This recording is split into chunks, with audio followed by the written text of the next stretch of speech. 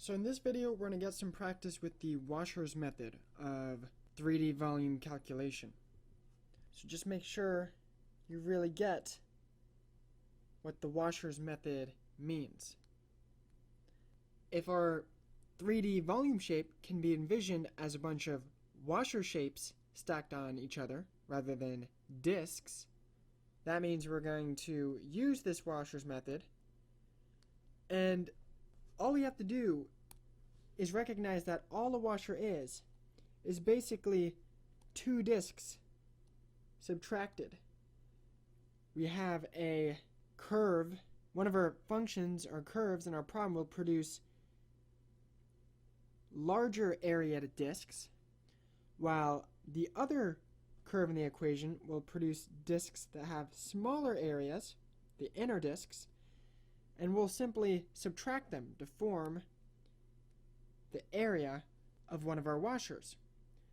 I mean, other than that, this washers method is really the same thing, same sort of approach as disks.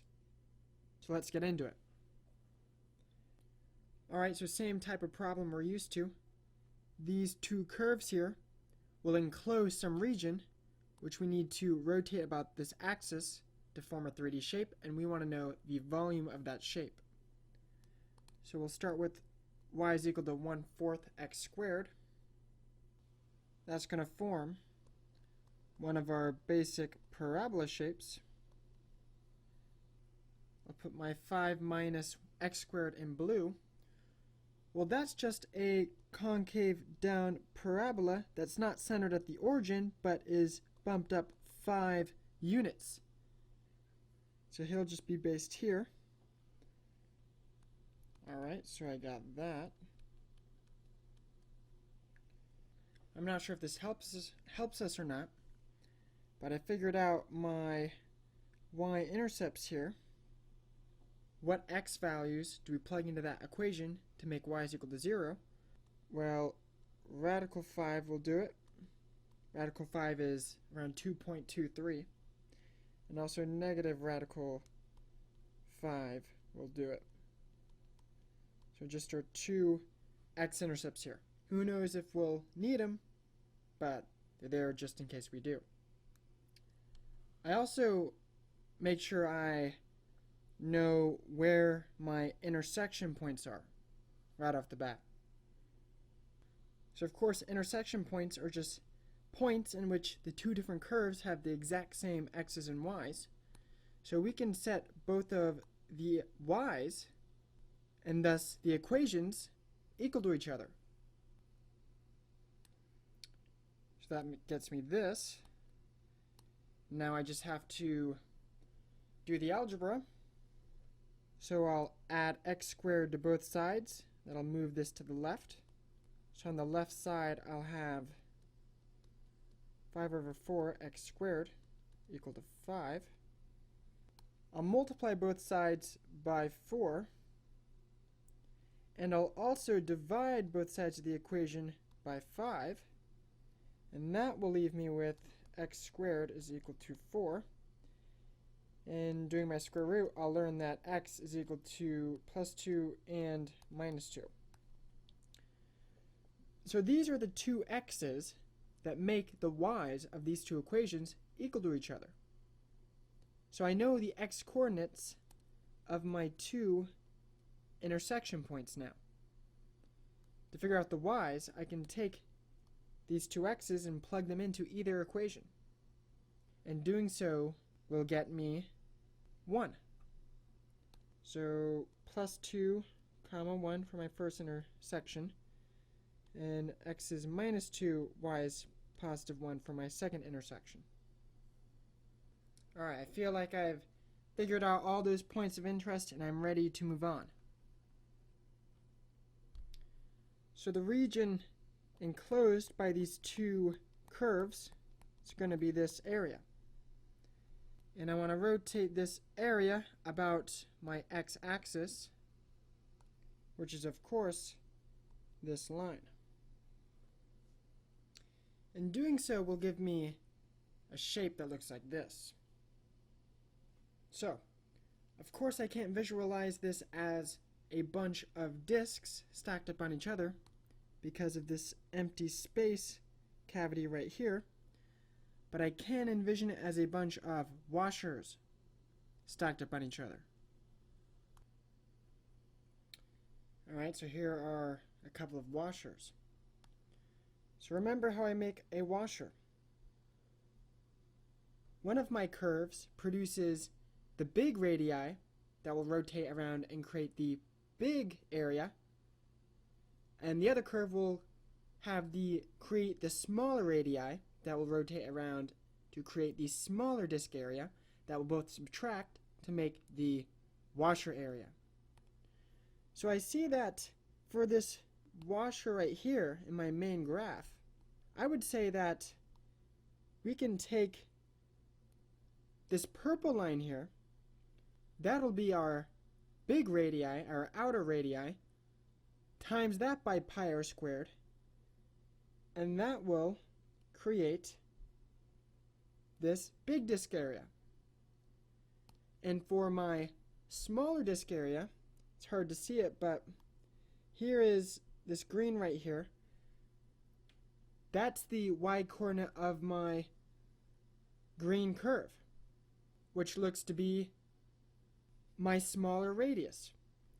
And if I square that and times it by pi, I'll get this smaller disk area.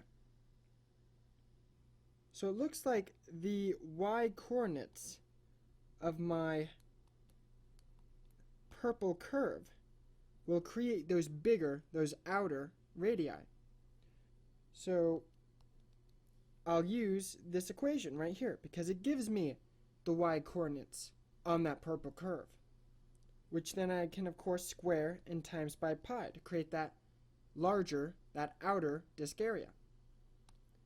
Now my smaller inner disk areas, like I said, theirs will be created by the y-coordinates of points on my green curve. Alright, so I have this equation, and it gives me the y-coordinates of points on that green curve. So of course, I'll square this guy and times it by pi to create my smaller inner green disk area. And of course, I subtract the purple bigger disk areas minus the smaller inner green disk areas to create my overall washer area. So, just make sure you're really good on your disk approach, because in a sense, I just did two disk approaches. One for the purple curve, one for the green curve. So you really got to be solid on that disks method. So now, when I plug in an x into this equation, I get the complete washer area at that x. And of course, to find my washer volume, I just take this area and multiply it by a little bit of height. And that little bit of height here will be a little bit of length in the x direction, so dx. So I'm going to take this whole structure I've built up here and just multiply it by dx. And there is my washer volume, dv. dv. That's what this equation gives me now when I plug in an x. And of course, my last step is just I want to add up all of these small washer volumes. Okay, let's draw our bounds. So this is a dx integral, so I need a smaller x, an initial x. So my first washer here at x equal to -2 will be my beginning washer, and I'll keep adding and I'll keep adding those washers on until I reach the one right here at x +2. So I have completed my integral. And now I just have to bang out the math. So if you carry out that definite integral, you'll get 176 pi over 3. Alright, let's do another one. Okay, let's graph our two curves. Two ways to think about this. Since x is by itself, we can think of this as an equation in terms of y. And that always gets a bit weird, but again, pretend rotating this, our regular graph, such that we get x up here, where y usually is, and y here. And if we think of it that way, this is just a regular old parabola. And of course, flipping that back to a regular graph, we're just going to get something like this. If you want to, force this to be in terms of x, you can just take the square root, radical x. Just make sure when you take that square root, you're using the plus and the minus side. So the positive y's and the negative y's that are coming out of these two equations to get the full thing. In any case, we get this green curve. Here again, an equation in terms of y.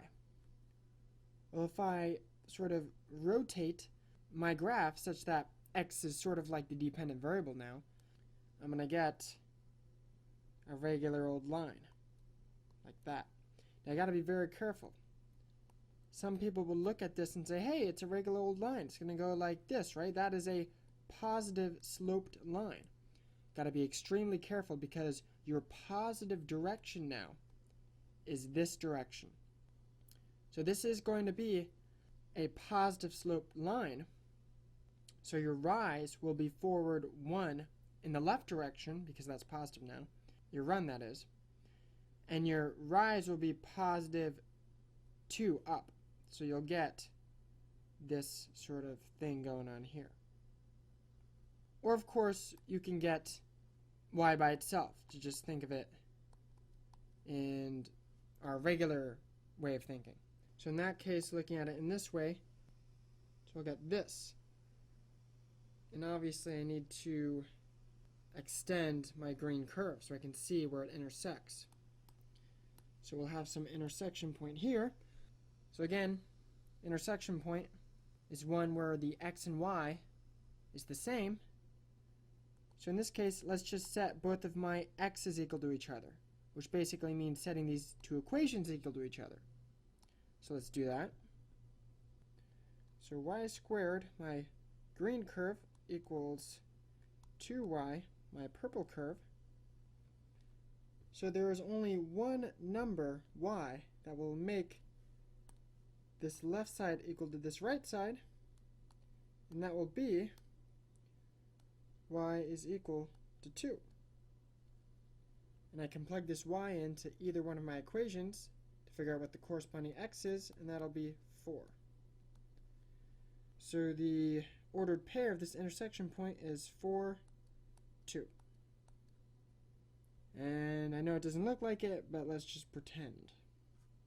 Well, actually, it does if we consider every 2 blocks to be one of my units. How about that? Alright, and my enclosed area is going to be this. We got to rotate this about the y-axis. So if I take this area and revolve that about my y-axis, I'll get this weird bowl-looking thing.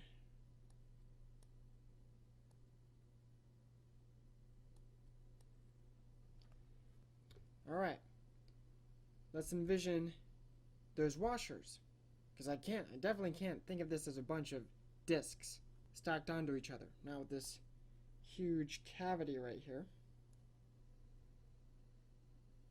Alright, so we can do that. So let's imagine one in our main graph. There we are. So I'm always going back to my washer concept. A washer is just a big disk minus a small disk. So which one of these curves, if I take its radii and rotate it about that y-axis, will give us the bigger disk area? Well, I think that this purple one here will, because here's a point on that purple curve, and I can see it's the outer radius. It's the radius of that bigger disk. And if I square that radius and times it by pi, I'll get my big disk area. And I can see that the smaller disk area will be produced by the green curve. That green point is basically the x-coordinate on that green curve. And I can square that radius times by pi to form my empty hole here, my cavity, my smaller disk. Alright, that seems like how we'll build each washer. So it looks like the x-coordinate here of my purple curve will form the radius of the larger disks. So how do I get those x-coordinates? Well, y squared. Remember, this equation here allows me to put in a y, and it gives me the x. So that's just what I need. So I'm going to square each one of these radii times it by pi. And the radii of my smaller inner disks are basically the x-coordinates of my green curve. Well, this equation right here, I plug in a y and it gives me the x, so that's perfect. I don't need to do any crazy math flipping or anything like I have done in the past. Looks like this one's set up nice and easy for me. So I plug in a y into this green equation, gives me the x, gives me those radii. I need to square each one times it by pi. And of course I want to subtract, so I get that washer shape. And now that this equation gives me that washer area, I just want to multiply what I have right now by a little bit of height. Just going to be a little bit of length in the y direction. That'll be a dy. So I'm going to take this whole thing and multiply it by dy. And that of course gives me dv, the small tiny volume of one of these washers. And now I just want to use the integral symbol to add up all of these small volume washers. Now for my bounds, this is a dy integral, so I'm looking for a starting y. So it looks like I'll have a tiny washer here at that small y, and that y is going to be 0. That's my lower bound. And I'll add up all those washers, and I'll finish at this one right here. Looks like that's going to be a huge one. And the y coordinate of this washer here is going to be 2. So that will be my y upper bounds. Alright. And that is my completed integral right there. So I just have to crunch the math. So if I do this math, it'll give me 64 pi over 15. Okie dokie. Alright, let's do this one. So I have y is equal to x. That's my basic line. And I have y is equal to radical x. That's going to be this guy. Of course, I want to find out where these guys intersect. So I'm going to set their y's equal to each other. And therefore I set, their equations equal to each other. So there's only one number that makes this equation true, and that number is 1. So I know the x-coordinate of this intersection is 1, and if I plug that x back into either of those two equations, I'll get y is equal to 1. So my intersection point is going to be 1, 1. So the area bounded by these curves is this one. And we want to rotate this area about the y is equal to 1 line. Now y is equal to 1 is just the set of all points whose y-coordinate is 1. That's just going to be that horizontal line. So I'm going to take this area and revolve it, rotate it about that axis. So it looks like I'm going to run out of room here, so let me scale down my graph a bit. So if I take that area and revolve it around the y is equal to 1 axis, I'll get this 3D shape. And of course I can envision this shape as a bunch of washer volumes stacked up on each other. Alright, so we can do that. So, let's get to work on our washer method. Let's try to figure out which curve has those radii which forms the larger disk area. If I take a look at my sample washer right here, my larger disk radius is going to be this one right here. And that ends up right on our purple curve. So this purple line here is going to be the radii of our larger disk areas, as well this purple line and this purple line. These will all be the radii of the larger disk areas. And it looks like our purple curve, the y is equal to x, will be producing those. Let's see if we can get those purple lines. So, those lines are y lines. They're y distances. So, I know I want to keep my purple equation in terms of x. Well, that's no problem. It is already in terms of x. So, I'm going to write x, but we got to be real careful. Remember, when I plug in an x into this equation, I'm getting the y, the y, the y, the y coordinates of points on that purple line. And those are not the lengths that we need. We need those purple lines. So we got to get fancy with this math. We got to do some sort of subtraction probably. How do I get those purple lines? Well, I can form those purple lines by drawing this red one. This length is going to be 1. And subtracting off of that those white lines, those y coordinates. Again, if this is 1 right here, and then I can subtract off of that the y coordinate of that purple point. So I'm going to do 1 minus this x, because that x gives me those y coordinates. So this is going to be those purple radii that I need. And of course I want to square each one and times it by pi. So this right here gives me the outer disk area. I plug in an x into that equation, and what I've programmed the math to do is give me the outer disk area at that x.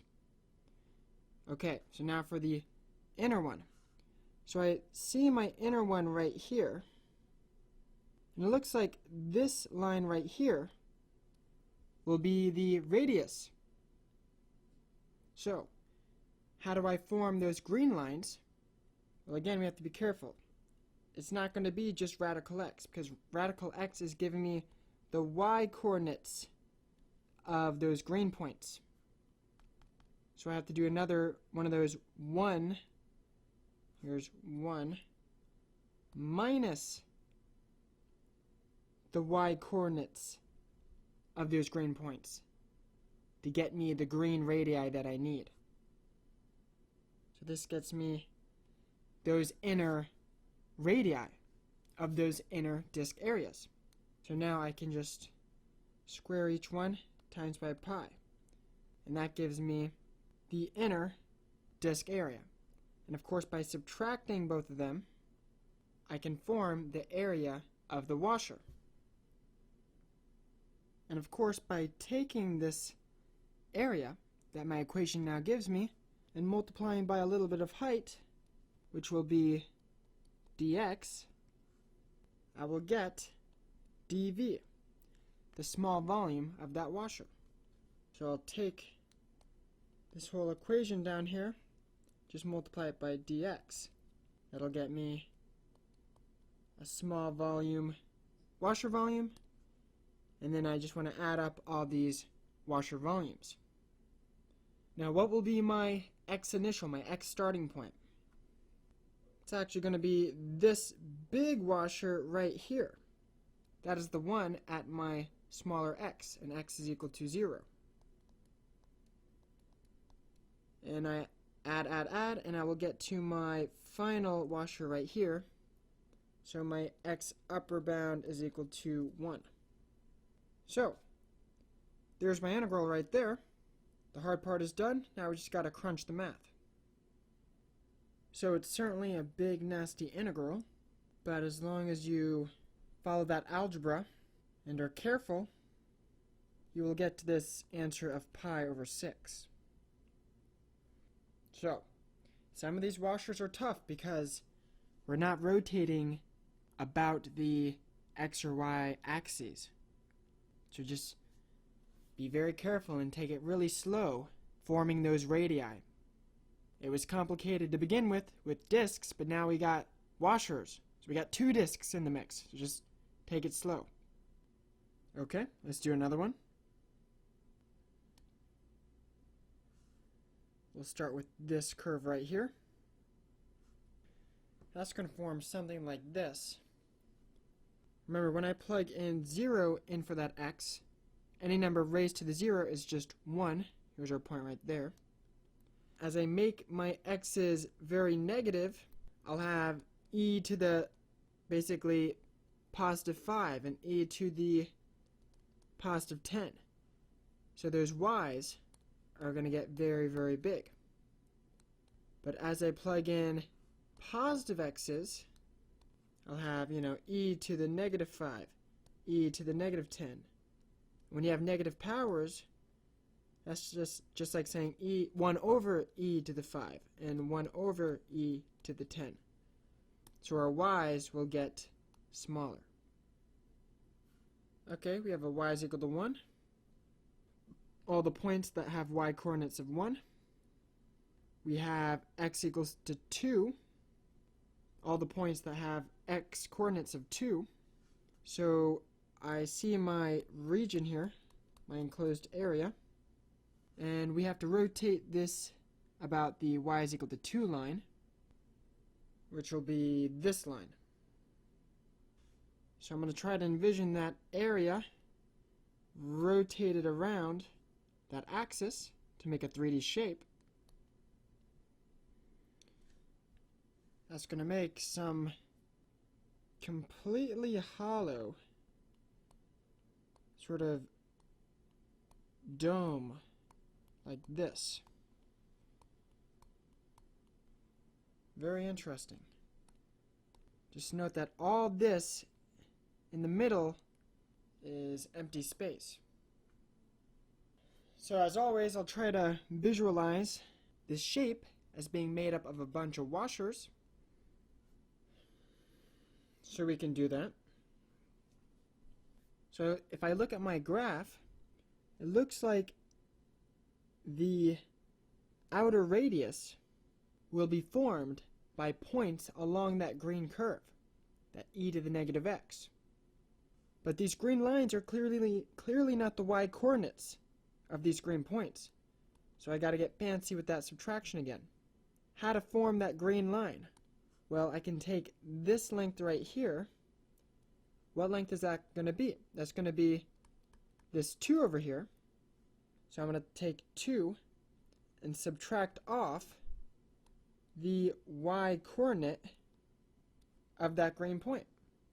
So e to the negative x. Because this little equation right here gives me the y coordinates of those green points. So if I do 2 minus e to the negative x, that subtraction will give me these green lengths right here, these outer radii. And it's always good to test this equation in a couple of places just to make sure it holds. So again, here's 2 minus the y coordinate of my green points that this equation's giving me, and that subtraction will give me this remainder. There we are again, that green outer radius. So, since this sort of unit now gives me all of the green radii, I'm going to square each one and times it by pi to make my complete outer disk area. So now I have to form this inner disk area. So let me try to locate the radius of it. Alright, here it is right here. Looks like it is a distance to this purple line right there. And here it is again, and here it is again. So it actually looks like the radii of my inner disks are constant. It's just always going to be that purple line. Well, what is the length of this purple line? Well, 2 minus 1 right here. This is y is equal to 2. This is y is equal to 1. So therefore this distance is just 1. So my radius, my inner radius, is always 1. So of course I want to square that times by pi just like we're used to. And by doing so we'll get this inner disk area. And of course by subtracting my outer area minus my inner area, I'll get the area of one of my washers. So I'm going to box up this equation right here. And to get the volume of one of these washers, of course I got to multiply by a little bit of perpendicular height, which will be dx. So I'll multiply this entire equation unit by dx. That will get me dv, one of those tiny washer volumes, and then I want to just add up all of these tiny washer volumes. Alright, starting with the one at my lower x bound, that's going to be this washer right here. That's the one at my lowest x. And the x-coordinate of that location, 0. Got it. Add, add, add. My last washer will be this one at an x-coordinate of 2, looks like. Don't forget, here's my x equal to 2 line right there. Each point on this line is at an x-coordinate of 2. So my upper bound for x will be 2. And there we go. Integral is done. Time to crunch the math. And that math is a bit gross because of all of these e's flying around. But you will get an answer. Alright, let's do another one. Alright, let's graph our curves. Alright, let's graph our curves. We're going to have x cubed, and we'll have radical x. So my region, my enclosed region, is this guy. I'm going to rotate about the x is equal to 1 line. And x is equal to 1 is just the set of all points who have x coordinates of 1. Alright, so let me just get rid of all the stuff we don't need here. Alright, so let's take that area, revolve it about this axis, and see what 3D shape we get. And if I do that, I get this shape right here. Could be a tent. Let's call it a tent. So, you know what's next? Let's envision this 3D shape as a bunch of our washers. Alright. So, here is my outer disk area, and here is the radius of that outer disk area. Looks like it's going right to that radical x curve. Alright, so let me write radical x right here and analyze it and see what it's giving me. Well, I plug in an x and this equation gives me the y coordinates of these blue points. That's not even in the direction that I want. I want those blue lines. Those are going to be x lengths. So I need to flip this equation so that it gives me x. I want to make it in terms of y, so I plug in a y and it gives me an x. So I can do that by squaring both sides, and I get x is equal to y squared. Same equation, but just in a different form. So let me write y squared, because I know that equation, I plug in a y and it gives me the x coordinate. So we still got to be careful here. We got to verify what lengths this equation is giving me. I plug in the y of the point and I get its x. I plug in the y of the point, it gives me its x. Still not what I need. Looks like I'm going to have to do a subtraction to get those outer disk radii. Well, I can do this length of my red line here. That'll be 1 minus the x coordinate that this equation is giving me. And there we go. So 1 minus these x's will get me the radii that I need. So for each one of these radii, I'm going to square it and times it by pi. And that's how I get my outer disk area. So I can tell that my inner disk area will be formed by this green radius right here. So I noticed that that green line is a horizontal line. That's going to be maybe not the x coordinate of those green points, but at least it's going to be some x line. This makes me automatically think that I need this equation to give me the x's. It needs to be a function of y so that I plug in a y and it gives me the x. So I got to flip this one too. So on the right here, y is equal to x cubed. Just going to I'm going to raise both sides to the cube root, and that will get me y to the 1/3 is equal to x. And I'll just flip this around so I have x on the left side and y to the 1/3 on the right. That just looks nicer to me. X equals y to the 1/3.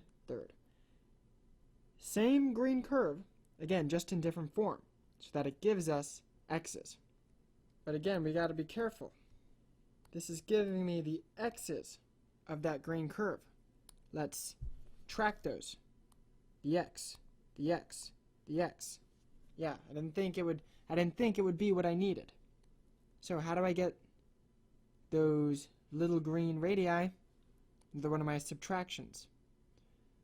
1, so here's 1 minus the x coordinate of this green curve will give me this little green radius here. So there we go.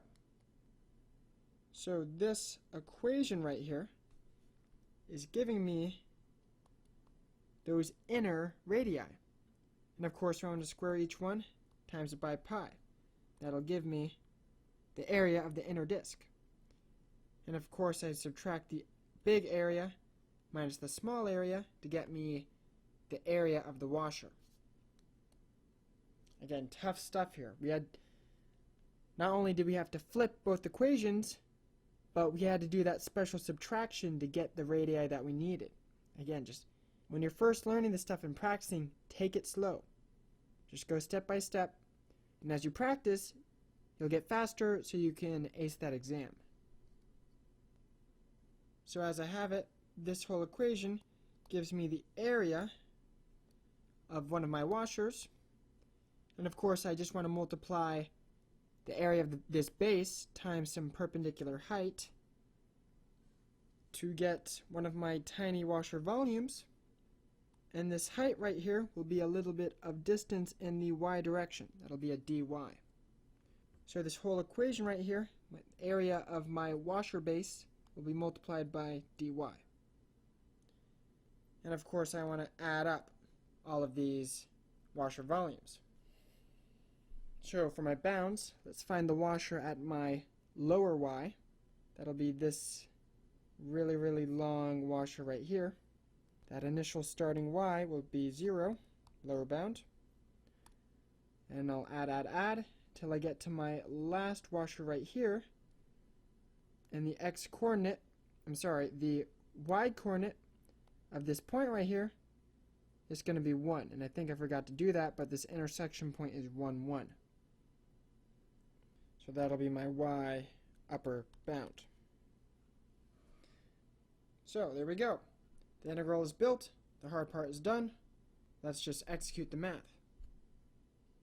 And as always, these integrals are super tedious. A lot of different and interesting looking powers flying around.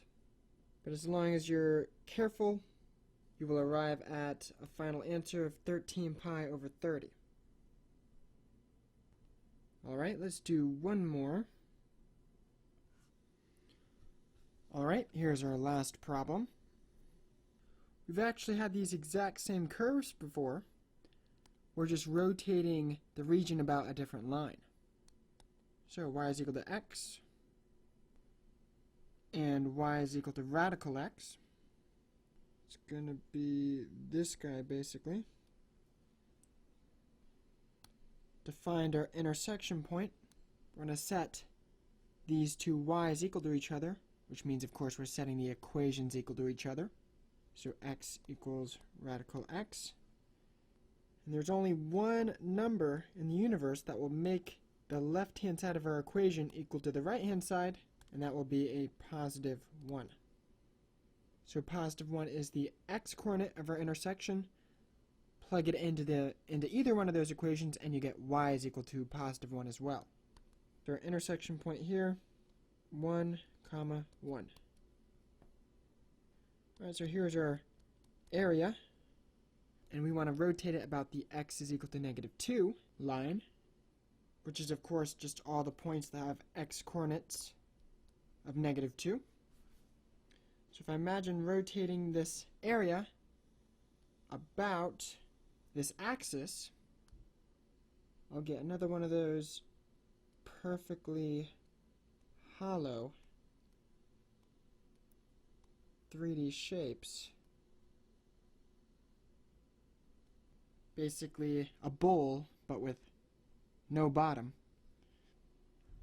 Alright, so we want to figure out which curve is going to cause this outer disk area. I know my washer is looking a little off. I actually don't have a washer thin enough to, approximate this area here. But if I think about my larger radius, here's my larger radius, looks like it's stopping right to that green curve right there.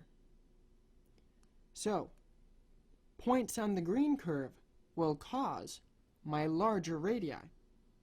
Alright, so let's get to forming that. So, this green length will be my larger radii. And this length, notice it's a horizontal line, so we know it's going to be some measure of x. Don't forget, for points, x coordinates are horizontal lines, y coordinates are vertical lines. So since this green radius here is a horizontal line, I know it's going to be some sort of x. It's probably not going to be the x coordinates of those green points, but it's going to be in terms of x. It's going to be some sort of x equation or x something. So my green line is y is equal to x. So I want to make sure I have it in a form such that it gives me x's. So I need to get x by itself such that I plug in y and it gives me the x's. Well, that's super easy. I'll just write it like this, x equals y. I'll treat that x as the dependent variable, the output variable, by writing it on the left. So I plug in a y, I get the x. I plug in the y here and I get the x. Yeah, we need those green radii, and this equation here is giving me those purple x coordinates. So I now have to bring in some math here to get my full green radius here. Well, I bet I can just add this these red lengths here to get my full radii. And those red lengths there are basically just of length 2. And I know that this says x negative 2 here, but I'm ignoring the sign because I know that I want to take 2 and add it to my sort of x coordinates of those green points to form the full outer radii that I'm shooting for. So I'm going to write 2 plus y. So one more time, just because this stuff is tricky. Y is equal to x. I plug in a y, and I get the x. And the x coordinates, I'm just drawing those purple lengths here. Now, what I'm shooting for is this green outer radii right here. This thing. So those purple lines are not going to be enough. I have to add on this red distance here to make that complete green radii. And the length of that distance will always be 2 here. And I don't want to use negative 2 because I'll be subtracting. And you always want to just test your equations at different points along that y is equal to x line to make sure that it's going to work. So I plug in a y, I get the x coordinate, and I add 2. Got it. I'm getting the full green radius here. Alright, I plug in the y coordinate of this point. It gives me the x coordinate of it from that equation. And I add 2, and as a result, I will once again get that outer radius of that outer disk area. Alright, yeah, so can't be cautious enough here. Really want to test out the math you're coming up with to make sure it's going to hold at all the points you want. So this equation that I've crafted is giving me those outer radii of those outer disk areas. So of course I'm going to square each one of these radii and times it by pi. And that will give me this outer disk area. Now I know my inner disk area is going to be this guy.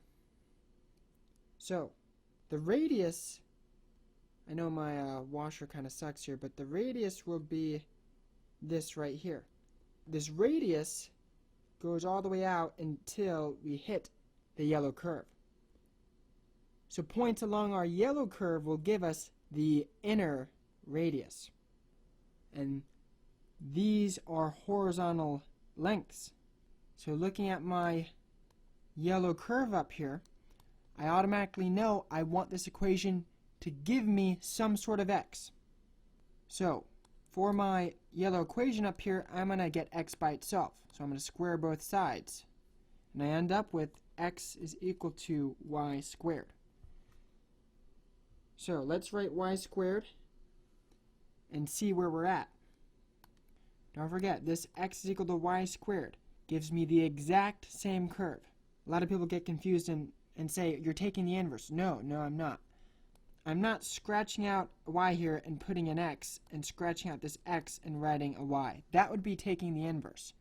All I'm doing is just getting x by itself. I'm just moving those pieces around with algebra. So this and this, exact same equation, just different form, different appearance. So let's take a look at what this equation is giving us. It allows me to plug in a y and get an x. So let's just pay attention to what those lines are. I plug in the y of this point on my yellow curve, get the x. Plug in the y of this guy, get the x. Plug in the y, get the x. Alright, I'm not getting the yellow inner radii that I need.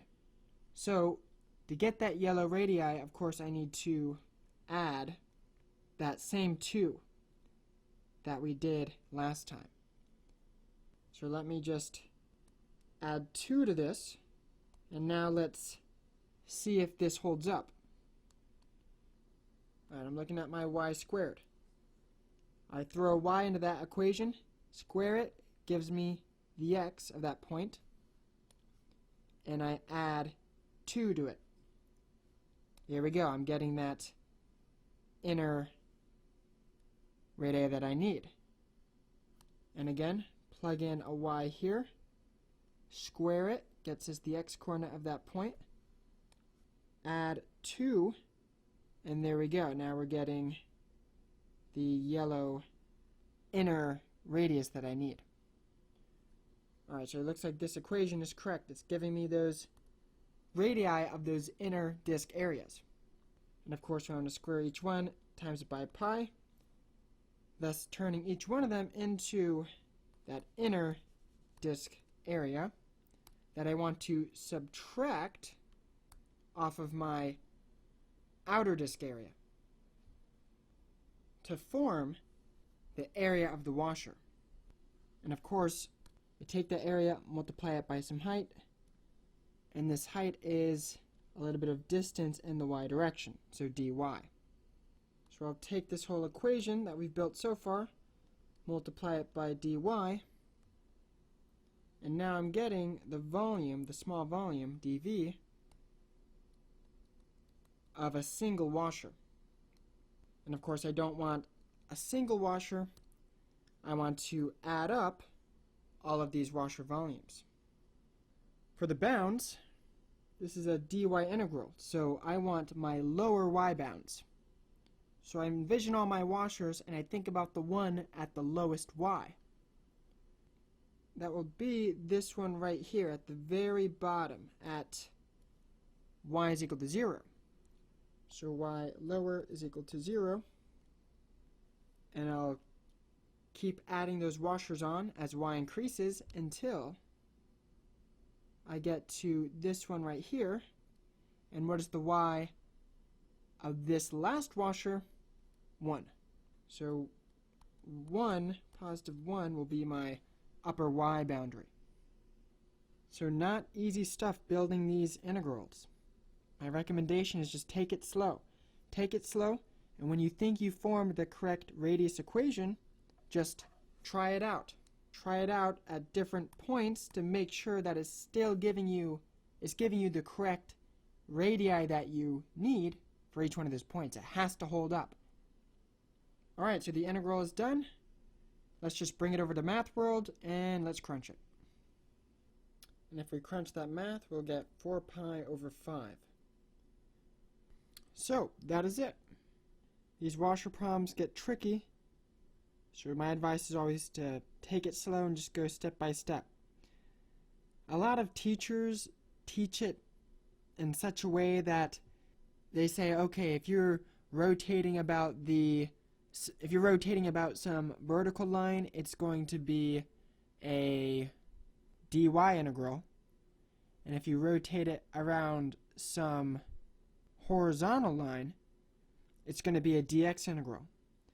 And I don't really like doing that, because that's making you memorize, and and I don't like memorizing things. I like seeing those lengths and forming those volumes and just going step by step based on that. Just knowing what I'm doing at each step. That makes me feel like I'm really truly understanding the concept at play, and I'm not having to memorize anything. And since I'm not having to memorize anything, I'm not worrying about, before the test, and I remember it, years after, because it's really imprinted on me. It really makes sense. So I always say, try not to memorize. It feels really good if you understand it. And if you really understand it, you'll remember it, and you'll definitely get an A on that exam. So that's it for this video. Best of luck to you in calculating volumes using washers.